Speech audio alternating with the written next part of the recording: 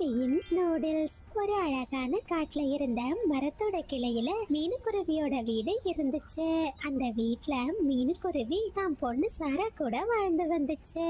சாரா, அம்மா சந்தைக்கு கிளம்புறேன், உனக்கு சந்தையில இருந்து ஏதாச்சும் வாங்கிட்டு வரணுமா?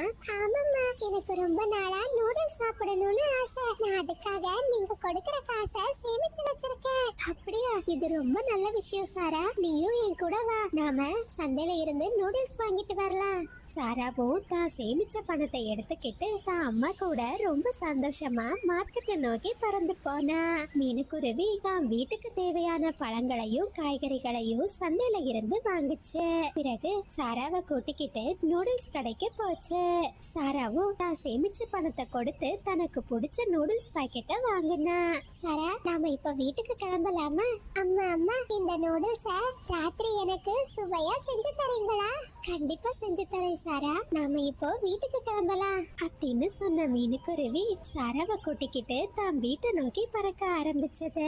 குழந்தை சாரா கிட்ட நூடுல்ஸ் பாக்கெட் இருந்தத தூரமா இருந்த ராணிக்காகவும் பாத்துக்கிட்டு இருந்துச்சு. நூடுல்ஸ் சாப்பிட்டு எவ்வளவு நாள் ஆச்சு, எப்படியாச்சும் அந்த சின்ன குருவி கிட்ட இருந்து அந்த நூடுல்ஸ் பாக்கெட்டை பறிச்சிட்டு போயிடணும் அப்படின்னு சொன்ன ராணிக்காகவும் மெதுவா குழந்தை சாராவை பின்தொடர ஆரம்பிச்சது. ராணிக்காகவும் வேகமா பறந்து வந்து சாரா கிட்ட இருந்த நூடுல்ஸ் பாக்கெட்டை பறிச்சிட்டு அங்கிருந்து பறந்து போயிடுச்சு. அம்மா அம்மா, அந்த காகம் என் நூடுல்ஸ் பாக்கெட்டை திருடிட்டு போகுதும்மா. அம்மா வாங்க, அந்த காகத்தை பிடிக்கலாம். உடனே மீனுக்குருவியும் சாராவும் வேகமா ராணி காகத்தை பின்தொடர்ந்து பறந்து போனாங்க. ஆனா ராணி காகம் ரொம்பவும் புத்திசாலியா இருந்துச்சு. அது அடர்ந்து காட்டை நோக்கி பறந்து போயிடுச்சு. காகம் மரங்களுக்கு இடையில ஒளிஞ்சுக்கிட்டு, என்னோட நூடுல்ஸ் ரொம்ப மோசமான காகம் என் நூடுல்ஸை பறிச்சிட்டு போயிடுச்சு. சாரா, அழாதம்மா, அந்த காகம் மரங்களுக்கு இடையில போய் ஒளிஞ்சிட்டு, நீ வீட்டுக்கு வா, அம்மா கூடிய சீக்கிரம் உனக்கு நூடுல்ஸ் வாங்கி தரேன் அப்படின்னு சொன்ன மீனுக்குருவி சாராவை கூட்டிக்கிட்டு மறுபடியும் தன்னோட வீட்டுக்கு பறந்து போச்சு. அப்படியே காட்டுல ராத்திரி நேரம் வந்துச்சு. ராணிக்காகவும் தான் திருடின நூடுல்ஸ ரொம்பவும் ருசியா தயார் செஞ்சுக்கிட்டு வந்துச்சு. அப்படி தயார் செஞ்ச நூடுல்ஸ சாப்பிடுறதுக்காக சுட சுட எடுத்துட்டு வந்துச்சு. நூடுல்ஸா? ராணி, உனக்கு இந்த நூடுல்ஸ் எங்க இருந்து கிடைச்சது? ஒரு சின்ன குருவி நூடுல்ஸ் எடுத்துக்கிட்டு பறந்துகிட்டு இருந்துச்சு. அந்த குருவி கிட்ட இருந்து நான் இந்த நூடுல்ஸ பறிச்சிட்டு வந்துட்டேன். அட, ரொம்ப நல்ல வேலை செஞ்சிருக்க ராணி அப்படின்னு பேசிக்கிட்டு ரெண்டு காகங்களும் அந்த நூடுல்ஸ ரொம்ப சந்தோஷமா சாப்பிட்டாங்க. ஆனா குழந்தை சாராவோ தன்னோட நூடுல்ஸ நினைச்சபடியே தான் வீட்டுல படுத்துக்கிட்டு இருந்தா. கொஞ்ச நேரத்திலேயே அவ அப்படியே தூங்கிட்டா. தூக்கத்துல சாராவோட கனவுல ஒரு பெரிய நூடுல்ஸ் மரம் வந்துச்சு. அந்த மரம் முழுவதும் நிறைய நூடுல்ஸ்கள் இருந்துச்சு. சாரா, நீ நதிக்கரைய கடந்து பூக்கள் இருக்கிற காட்டை கடந்து வந்தேன்னா ஒரு பெரிய மலை இருக்கும். அந்த மலையோட பக்கத்துல தான் நான் இருக்கேன். நீ என்கிட்ட வா, என்கிட்ட நிறைய நூடுல்ஸ் இருக்கு. எவ்வளவு பெரிய நூடுல்ஸ் மரம், இங்க எவ்வளவு நூடுல்ஸ் இருக்கு. சாரா, கனவுலயும் நூடுல்ஸ் பத்தி தான் பேச்சா? ஒழுங்கா தூங்குமா. ஆகா, என்ன அற்புதமான கனவு அப்படின்னு சொல்லிக்கிட்டே குழந்தை சாரா மறுபடியும் தூங்க ஆரம்பிச்சா. அப்படியே மறுநாள் பொழுது விடிஞ்சது. அம்மா அம்மா, நம்ம கனவுல வர விஷயம் உண்மையாவே நடக்குமாம்மா? இல்ல சாரா, அதுக்கு வாய்ப்பே இல்ல. கனவு என்பது வெறும் கனவு மட்டும்தான், அது நிஜத்துல நடக்காதுமா. அம்மா, நேத்துக்கே நான் ஒரு அற்புதமான கனவு கண்டேன். அது நிஜமா நடந்தா ரொம்ப சந்தோஷமா இருக்கும் அப்படின்னு சொல்லிக்கிட்டு சாரா தன்னோட நண்பனோட வீட்டுக்கு பறந்து போனா. டிக்கி, உனக்கு ஒரு விஷயம் தெரியுமா? டிக்கி, எனக்கு ஒரு அழகான கனவு வந்துச்சு அப்படின்னு சொன்ன சாரா டிக்கி கிட்ட தான் பார்த்த கனவை சொன்னா. சாரா, கனவு என்னவோ நல்லாதான் இருக்கு. ஆனா நீ அந்த நூடுல்ஸ் மரத்தை தேடி போக போறியா? ஆமா டிக்கி, நீயும் என் கூட வா. எனக்கு என்னமோ உண்மையாவே இப்படி ஒரு நூடுல்ஸ் மரம் இருக்கும்னு தோணுது அப்படின்னு பேசிக்கிட்டு ரெண்டு குழந்தைங்களும் அந்த நூடுல்ஸ் மரத்தை தேடி பறந்து போனாங்க. சாரா முதல்ல தான் கனவுல வந்தபடியே ஆற்றங்கரைய கடந்து போனா. இதுதான் நான் கனவுல பார்த்த அந்த பூந்தோட்டம். இந்த பூந்தோட்டத்துக்கு அப்புறமா ஒரு பெரிய மலை வரும். பக்கத்துல தான் அந்த நூடுல்ஸ் மரம் இருக்கு. என்னால நம்பவே முடியல. கனவுல பார்த்த விஷயம் எப்படி நிஜத்துல நடக்கும் அப்படின்னு பேசிக்கிட்டு குழந்தைங்க மறுபடியும் பறக்க ஆரம்பிச்சாங்க. சரவோட கனவுல வந்தபடியே ஒரு பெரிய மலைய கடந்து போனாங்க. அந்த மலையோட முடிவு பகுதியிலேயே ஒரு பெரிய நூடுல்ஸ் மரம் நின்னுச்சு. இத பார்த்து ரெண்டு குழந்தைங்களும் ரொம்பவும் சந்தோஷம் ஆகிட்டாங்க. சாரா, உனக்காக தான் நான் காத்துக்கிட்டே இருக்கேன். நூடுல்ஸ் மரமே, உங்களுக்கு எப்படி என் பேரு தெரியும்? நீங்க தானே நேத்துக்கு என் கனவுல வந்தீங்க. ஆமா, நான் தான் உன் கனவுல வந்தேன். உன்கிட்ட இருந்து அந்த மோசமான காகம் நூடுல்ஸ் பறிச்சுட்டு போறத நான் என் மாய சக்தியால பார்த்தேன். அப்படின்னு சொன்ன அந்த மந்திர மரம் தன்னோட கிளைய கீழே இறக்குச்சு. குழந்தைங்களா, என்னோட கிளையில இருந்து உங்களுக்கு பிடிச்சமான நூடுல்ஸ பறிச்சுக்கோங்க. உடனே குழந்தைங்களும் தங்களுக்கு விருப்பமான நூடுல்ஸ அந்த மரத்தோட கிளையில இருந்து எடுத்தாங்க. மரமே, உங்களுக்கு ரொம்ப நன்றி. நான் இன்னைக்கு வீட்டுக்கு போய் ருசியான நூடுல்ஸ் சாப்பிட போறேன். இனிமே அந்த காகம் உனக்கு தொந்தரவு கொடுத்ததுன்னா அதை என்கிட்ட அனுப்பு. நான் அந்த காகத்துக்கு ஒரு நல்ல பாடத்தை கத்து கொடுக்கறேன். சரி மரமே, நீங்க இருக்கிறதுனால எனக்கு அந்த காகத்தை பத்தி இனிமே பயமே இல்ல. அப்படின்னு சொன்ன சாரா தான் நண்பன் கிக்கிய கூட்டிக்கிட்டு அந்த நூடுல்ஸ்களையும் எடுத்துக்கிட்டு தன்னோட வீட்டை நோக்கி பறக்க ஆரம்பிச்சா. அந்த நேரத்துல காலுவும் ராணியும் ஒரு நதியோட கரையில உட்கார்ந்து தண்ணீர் குடிச்சுக்கிட்டு இருந்தாங்க. ராணி ராணி, அங்க பாரு, 2 சின்ன குழந்தைங்க கூடை நிறைய நூடுல்ஸ் எடுத்துட்டு போறாங்க. வா, அந்த குழந்தைங்களை மிரட்டி அந்த நூடுல்ஸ நாம எடுத்துக்கலாம். ராணி ஆண்டி, தயவு செஞ்சு எங்களுக்கு வழி விடுங்க. இந்த நூடுல்ஸ நான் உங்களுக்கு தர மாட்டேன். ஒழுங்கா உங்க 2 பேர்கிட்ட இருக்கிற நூடுல்ஸையும் எங்க கிட்ட கொடுத்துட்டு போயிடுங்க. உங்களுக்கு நூடுல்ஸ் வேணும்னா இந்த ஆற்றங்கரையை கடந்தா ஒரு பூந்தோட்டம் வரும். அந்த பூந்தோட்டத்தை கடந்தா நிறைய மலைகள் இருக்கும். அந்த மலையடிவாரத்துல தான் அந்த நூடுல்ஸ் மரம் இருக்கு. அங்க போய் உங்களுக்கு தேவையான நூடுல்ஸை எடுத்துக்கோங்க. ஏ பசங்களா, நீங்க சொல்றது உண்மையா? ஆமா, நாங்க அந்த மரத்துல இருந்து தான் இவ்ளோ நூடுல்ஸையும் பறிச்சிட்டு வரோம். நீங்க சொல்றது மட்டும் பொய்யா இருந்துச்சு, உங்களை சும்மா விட மாட்டேன். அப்படின்னு சொல்லிக்கிட்டு அந்த காகங்கள் நூடுல்ஸ் மரத்தை தேடி பறக்க ஆரம்பிச்சாங்க. நதியையும் பூந்தோட்டத்தையும் பெரிய மலைகளையும் கடந்து போனாங்க. கிக்கி, நீ ரொம்ப நல்ல வேலை செஞ்ச. இனிமே அந்த மரம் 2 காகங்களையும் பாத்துக்கோ. நம்ம வீட்டுக்கு போலாம். ஆமா சாரா, அந்த 2 காகங்களும் அந்த மரத்துக்கிட்ட இருந்து நல்ல அடி வாங்க போறாங்க. அப்படின்னு பேசிக்கிட்டே குழந்தைங்க ரொம்ப சந்தோஷமா தங்களோட வீட்டை நோக்கி பறக்க ஆரம்பிச்சாங்க. அட, அந்த குழந்தைங்க சொன்னது உண்மைதான். இங்க நூடுல்ஸ் மரம் இருக்கு. வாங்க காகங்களே, உங்களுக்காக தான் நான் காத்துக்கிட்டு இருக்கேன். உன் பேரு ராணி காகம் தானே? அட மரமே, உனக்கு மந்திர சக்தி வேற இருக்கா? என் பேரு எப்படி உனக்கு தெரியும்? எனக்கு எல்லாம் தெரியும். நான் ரொம்ப நாளா உங்க 2 பேருக்காக தான் காத்துக்கிட்டு இருக்கேன். என் மரத்துல இருந்து நூடுல்ஸ பறிச்சுக்கோங்க. அப்படின்னு அந்த நூடுல்ஸ் மரம் சொன்னதுமே 2 காகங்களும் நூடுல்ஸ பறிக்கிறதுக்காக மரத்தோட கிளையில போனாங்க. உடனே அந்த மரம் 2 காகங்களையும் இறுக பிடிச்சிடுச்சு. ஐயோ மரமே, என்ன விட்டுடு, என்ன விட்டுடு. எதுக்காக என்ன இப்படி பிடிச்சு வச்சிருக்க? ஏய் காகங்களே, நீங்க இந்த காட்டுல இருக்கிற எல்லாரையும் ரொம்ப தொந்தரவு பண்றீங்க. உங்களுக்கு நான் இன்னைக்கு சரியான தண்டனை கொடுக்க போறேன். அப்படின்னு சொன்ன அந்த மரம் தன்னோட மரக்கிளையால 2 காகங்களையும் அடிக்க ஆரம்பிச்சது. நான் எப்போதுமே என் மந்திர சக்தியால உங்களை பார்த்துக்கிட்டே இருப்பேன். இனிமே யாருக்காச்சும் ஏதாவது தொந்தரவு கொடுத்தீங்க, உங்களை உண்டு இல்லைன்னு ஆக்கிடுவேன். ஐயோ வேண்டாம், நாங்க இனிமே யாருக்கும் எந்த தொந்தரவையும் கொடுக்க மாட்டோம். அப்படின்னு சொல்லிக்கிட்டே காலுவும் ராணியும் அங்கிருந்து பறந்து போயிட்டாங்க. ஒரு சமயம் நாம்பூர் காட்டுல தொடர்ந்து 2 நாட்களா கனமான மழை பெஞ்சுக்கிட்டே இருந்துச்சு. அந்த நேரத்துல மீனுக்குருவியோட குழந்தை குக்குவோ தான் வீட்டு ஜன்னல்ல உட்கார்ந்து மலையோட அழக ரசிச்சுக்கிட்டு இருந்தா. குழந்தை சாராவோ தான் வீட்டுல உட்கார்ந்தபடியே பந்து விளையாடிக்கிட்டு இருந்தா. ரொம்ப களைப்பா இருந்த மீனுக்குருவி தான் வீட்டுல படுத்து தூங்கிக்கிட்டு இருந்துச்சு. ரொம்ப நேரம் தூங்கிட்டேன் போல இருக்கே, உணவு தேட வேற போகணும். என்னம்மா, நல்லா தூங்குனீங்களா? வெளியே வேற ஜோரா மழை பெய்யுதுமா. ஆமா சாரா, அம்மாக்கு உணவு தேட போயாகணும். மழை காலத்துல நமக்கு குறைவாதான் உணவு கிடைக்கும். அதனால வீட்ல இருக்கிற தானியங்களை வீணாக்காம சாப்பிடுங்க, சரியா? சரிம்மா, நாங்க எந்த தானியத்தையுமே வீணாக்க மாட்டோம். மகனே குக்கு, நீ வீட்ல சேட்டை எதுவும் பண்ணக்கூடாது. அம்மா வாரதுக்கு கொஞ்சம் தாமதமாகும். அக்கா பேச்சு கேட்டு வீட்ல சமத்தா இருக்கணும், சரியா? சரிம்மா, நான் எந்த சண்டையும் போட மாட்டேன். அக்கா கூட ஒற்றுமையா விளையாடுவேன். நீங்க போயிட்டு சீக்கிரம் வாங்கம்மா. தன்னோட குழந்தைங்க கிட்ட இப்படி சொன்ன மீனுக்குருவி கொஞ்ச நேரத்திலேயே உணவு தேடுறதுக்காக ஒரு கூடையை எடுத்துக்கிட்டு தான் வீட்ல இருந்து வெளியே பறந்து போச்சு. அன்னைக்கு காட்டுல காற்றோட வேகம் ரொம்ப அதிகமா இருந்துச்சு. மீனுக்குருவி உணவை தேடி ரொம்ப தூரம் பறந்துகிட்டு இருந்துச்சு. திடீர்னு வேகமான காற்றும் புயலும் வீசினதுனால மீனுக்குருவியால சரியா பறக்கவே முடியல. அந்த காற்றோட வேகம் மீனுக்குருவிய ஒரு முட்செடிகளுக்கு நடுவுல தள்ளி விட்டுடுச்சு.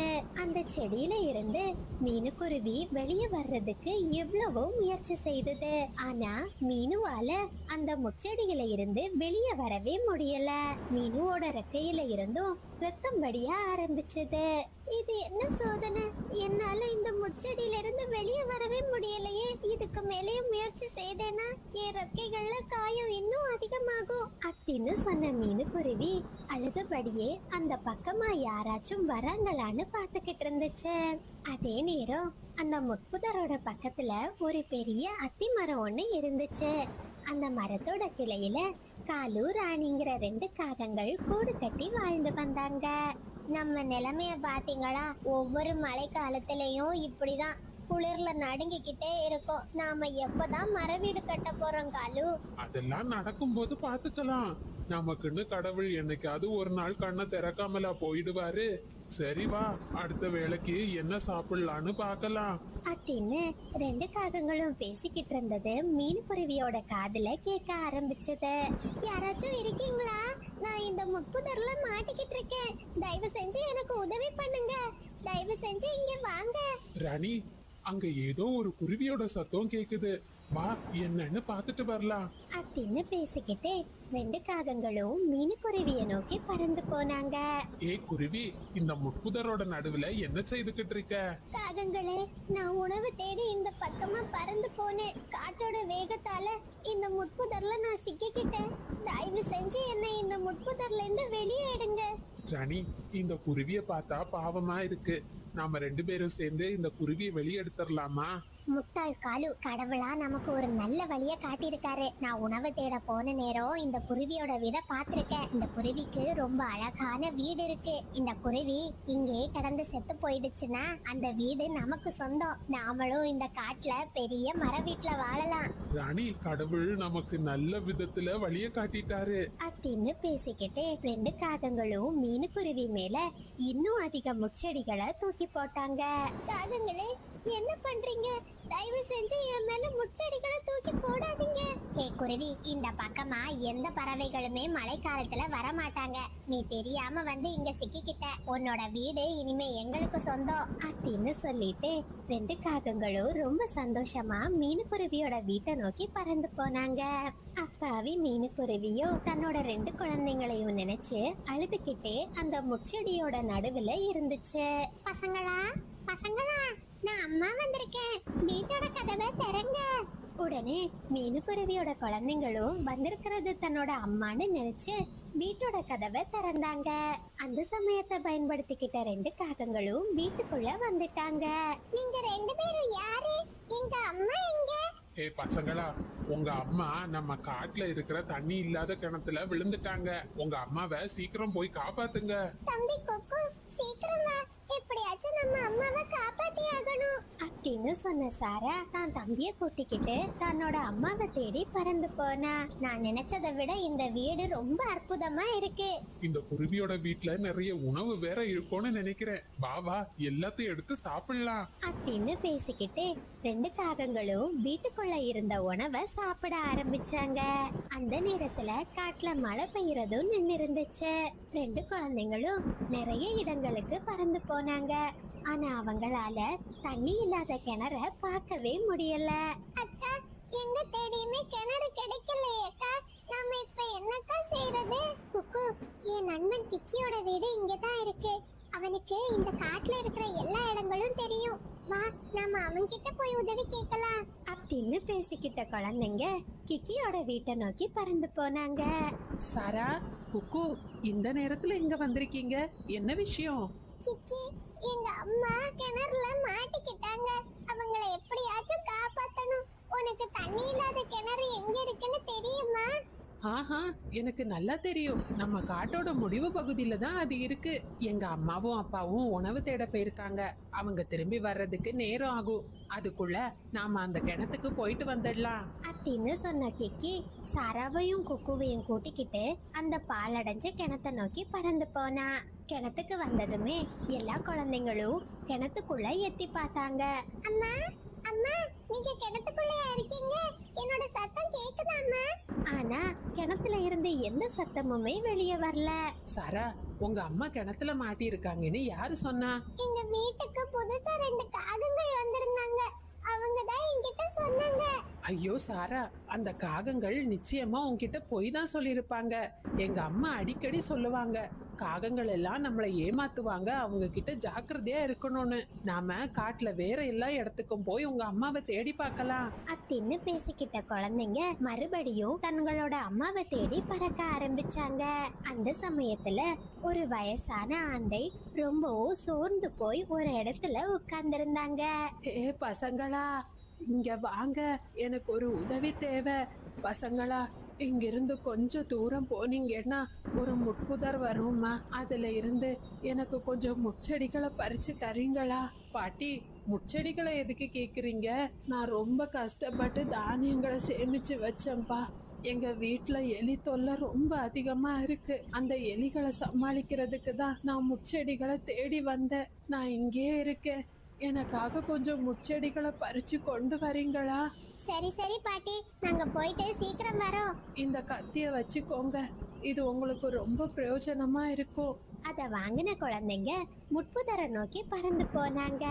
முட்புதரோட நடுவுல தன்னோட அம்மா சிக்கி இருக்கிறத பார்த்த குழந்தைங்க ரொம்ப வேகமா தன்னோட அம்மா கிட்ட போனாங்க. சாராவோ தான் கிட்ட இருந்த கத்தியால முட்புதர்ல இருக்கிற எல்லா செடிகளையுமே வெட்டினா. பிறகு எல்லா குழந்தைங்களும் ஒன்னா சேர்ந்து முட்புதர்ல இருந்த மீனுக்குருவிய வெளியே எடுத்தாங்க. குழந்தை சாரா நடந்த எல்லா விஷயத்தையும் தான் அம்மா கிட்ட சொன்னா. அந்த மோசமான காகங்களோட திட்டம் பொய்யா போயிடுச்சு. வாங்க அந்த காகங்களுக்கு ஒரு பாடத்தை கத்து கொடுக்கலாம் அப்படின்னு சொன்ன மீனுக்குருவி தன்னோட குழந்தைங்களை கூட்டிக்கிட்டு தான் வீட்டுக்கு பறந்து போச்சு. மீனுக்குருவி வீட்டுக்கு வந்த நேரம் காட்டுல மறுபடியும் ஜோரா மழை பெய்ய ஆரம்பிச்சிடுச்சு. மீனு அக்கா, மீனு அக்கா, நான் சுட சுட பாயாசம் கொண்டு வந்திருக்கேன். உங்க வீட்டோட கதவை திறங்க. யாரோ சூடா பாயசம் கொண்டு வந்திருக்காங்களா? நான் இப்பவே கதவை திறக்கிறேன் அப்படின்னு சொன்ன ராணிக்காகவும் தான் வீட்டோட கதவை திறந்துச்சு. உடனே மீனுக்குருவியும் குழந்தைங்களும் ஒரு பெரிய கம்பை எடுத்துக்கிட்டு வீட்டுக்குள்ள வந்தாங்க. குருவி, நீயா? நீ எப்படி தப்பிச்ச? இனிமே நீங்க யாரோட வீட்டுக்கும் ஆசைப்படக்கூடாது அப்படின்னு சொன்ன மீனுக்குருவி 2 காகங்களையும் ரொம்ப பலமா அடிக்க ஆரம்பிச்சது. அடிதாங்க முடியாம 2 காகங்களும் அங்கிருந்து பறந்து போயிட்டாங்க. பிறகு மறுபடியும் தங்களோட கூட்டுல உட்கார்ந்து காலுவும் ராணியும் அழுதுகிட்டு இருந்தாங்க. நண்பர்களே, இது சப்ஸ்கிரைபர் விருப்பத்திற்கான நேரம். ஹாய் யாஷ், தினேஷ், உங்களுக்கு இனிய பிறந்த நாள் நல்வாழ்த்துக்கள். ஹாய் சரவணவேல், சக்திக், வசீகரன் 2 குட்டீஸ்க்கும் ஒரு பெரிய hi. Hi Diana, hi Kanagalakshmi, Yalvika, Renish 2 குட்டீஸ்க்கும் ஒரு பெரிய ஹாய். ஹாய் விதுன், பிரதீக்ஷா, அமர் 2 குட்டீஸ்க்கும் ஒரு பெரிய ஹாய். லியானா ஸ்ரீ, கீர்த்து மில்கி 2 குட்டீஸ்க்கும் ஒரு பெரிய ஹாய். லோகநாதன், ஜீவிதா, இனியா வர்ஷினி, தர்ஷினி எல்லா குட்டீஸ்க்கும் ஒரு பெரிய ஹாய். ஹாய் ஹப்சா, அபிஷா, பியாஷ், அஸ்வின், சர்வேஸ் எல்லா குட்டீஸ்க்கும் ஒரு பெரிய ஹாய். ஹாய் விக்கி, விசு, செல்வப்பிரியா, அபி 2 குட்டீஸ்க்கும் ஒரு பெரிய ஹாய். நீங்கள் அனைவரும் அளித்து வரும் அன்புக்கும் ஆதரவுக்கும் மிக்க நன்றி.